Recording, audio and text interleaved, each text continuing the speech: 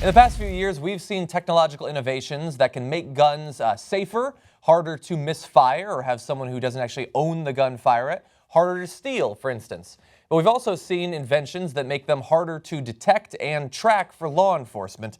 And today we see another example of that. So if we can bring up this picture, you're going to see the ideal concept.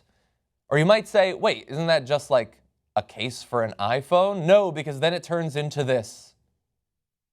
Like a transformer, a double-barreled 380 handgun that can fit in your pocket because it shrinks down to the size of a smartphone. And it is mostly made out of plastic, although it does have a metal core for parts of the barrels and other interior parts of the gun. It was invented by Kurt Kellberg after an incident at a restaurant.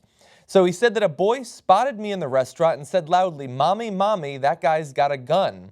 And then pretty much the whole restaurant stared at me.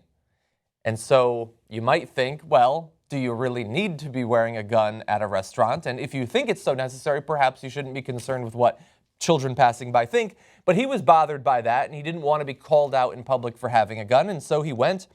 He's made many inventions, and he invented a two-shot plastic gun that folds up to roughly 3 inches by 5 inches when it needs to be obscured. A prototype of the patent-pending pistol is expected to be ready in June, with sales planned to begin in October. And a Facebook page set up for it has already received queries from 4,000 potential customers, all of whom I assume simply don't want to be called out in restaurants. They don't have any other reason to want to have a gun that they can slip into a shirt pocket when they need to. Maybe. Now, look, a gun that folds up to fit into your pocket like an iPhone would allow you to feel like you're exercising your constitutional rights and to not make a big scene, which I'm sure must be annoying for some people who carry guns. But it is going to cause problems for law enforcement. We already have one president of the Police Officers Federation of Minneapolis who says it's extremely dangerous and would make policing even more difficult because, of course, it makes it more difficult to spot a gun on a person. The footprint inside of a shirt or pants is going to be different. It's going to be more like a wallet than an actual gun, which makes it much harder to detect the gun.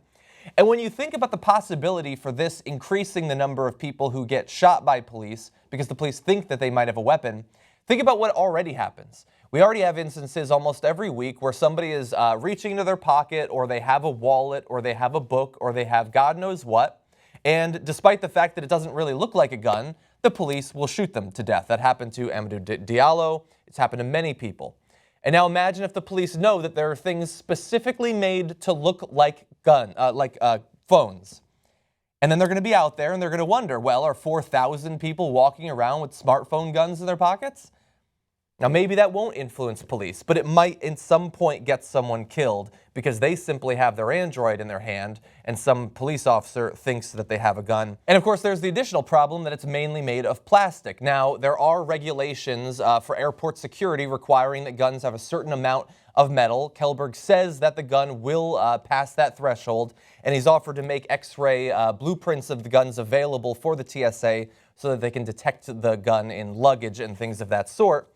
Now look, in a country with as much gun violence as the United States, we do need to harness technologies to make the guns safer, less likely to kill people accidentally, to be stolen and used in crimes that the original owner might not have intended them to be used for.